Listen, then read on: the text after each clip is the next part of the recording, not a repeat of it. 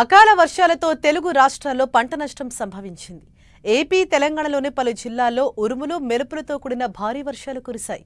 దీంతో చేతికొచ్చిన వరి, మొక్కజొన్న, మిర్చి పంటలు నేలకొరిగాయి. ముఖ్యంగా మామిడి తోటలు వడగండ్ల వానకు భారీగా దెబ్బతిన్నాయి.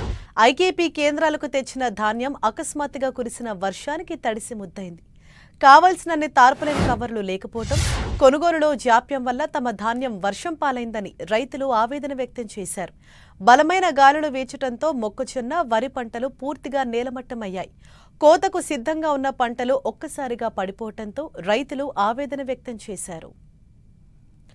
ఉమ్మడి వరంగల్, మెదక్, నిజామాబాద్, కరీంనగర్ జిల్లాలో వర్ష ప్రభావం ఎక్కువగా ఉంది. తెలంగాణలోని 13 జిల్లాలకు ఆరెంజ్ అలర్ట్ జారీ అయింది. ఈ నెల 21 వరకు ఉరుములు, మెరుపులతో కూడిన వర్షాలు పడే అవకాశం ఉందని వాతావరణ శాఖ అధికారులు చెప్పారు. కర్ణాటక, తమిళనాడు మీదుగా కొరిమన్ ప్రాంతం వరకు ఏర్పడిన ద్రోణి ప్రభావంతో రాష్ట్రంలో తేలికపాటి నుంచి మోస్తరు వర్షాలు కురవటంతో రాష్ట్రంలో వాతావరణం ఒక్కసారిగా చల్లబడింది.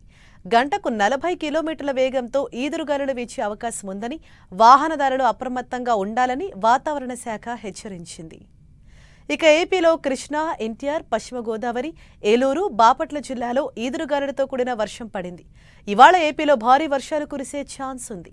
పశ్చిమ గోదావరి, ఏలూరు, ఎన్టీఆర్, కృష్ణా, ప్రకాశం జిల్లాలో పిడుగులతో వర్షం పడే అవకాశం ఉంది. కోనసీమ, సత్యసాయి, నంద్యాల జిల్లాలోనూ పిడుగులు పడే ఛాన్స్ ఉందని, ప్రజలు అప్రమత్తంగా ఉండాలని విపత్తుల నిర్వహణ సంస్థ అధికారులు సూచిస్తున్నారు.